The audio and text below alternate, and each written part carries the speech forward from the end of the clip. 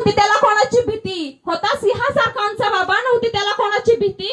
होऊन गेले वर्ष जरी किती, आजही आम्हाला बोलावते ती चैत्यभूमीची माती, आजही आम्हाला बोलावते ती चैत्यभूमीची माती. दीनदलितांच्या उद्धारा केले जीवाचे रान, दीनदलितांच्या उद्धारा केले जीवाचे रान. भारतीय राज्यघटनेचे शिल्पकार ते, लिहिले भारतीय संविधान.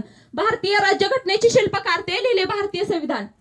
केला 14 तळ्याचा सत्याग्रह म्हणून स्मृतीचे केले दहन, केला 14 तळ्याचा सत्याग्रह म्हणून स्मृतीचे केले दहन. अशा या महामानवाला डॉक्टर बाबासाहेब आंबेडकरांना करते मी नमन, करते मी नमन.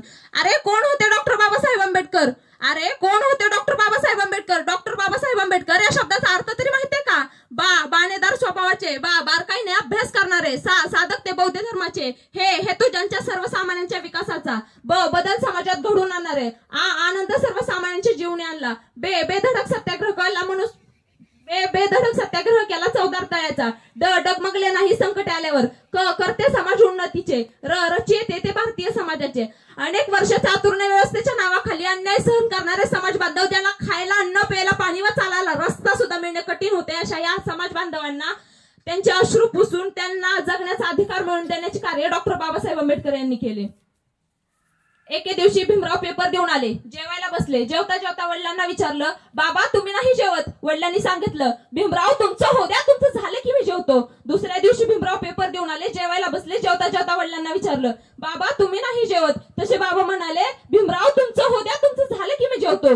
तिसऱ्या दिवशी, चौथ्या दिवशी भीमराव पेपर देऊन यायचे, जेवायला बसायचे व जेवता जेवता दररोज वडिलांना विचारायचे, बाबा तुम्ही नाही जेवत? आणि वडिलांचं दररोजचं ठरलेलं उत्तर असायचं की भीमराव तुमचं हो द्या, तुमचं झालं की मी जेवतो.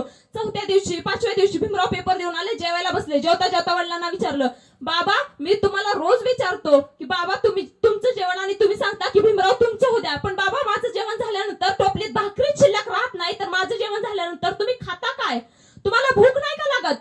तसे रामजी बाबा म्हणाले, भीमराव माझी भूक या अन्नाने भागणारी नाहीये. तुम्ही एवढे मोठे व्हा, एवढे मोठे व्हा की तुमचं ते मोठेपण बघून माझी भूक भागेल, माझं पोट भागेल. भीमराव तुम्ही मोठे व्हा. माझी भूक या अन्नाने नाही, तर तुम्ही मिळवलेल्या ज्ञानाने भागेल. भीमराव तुम्ही मिळवलेल्या ज्ञानाने.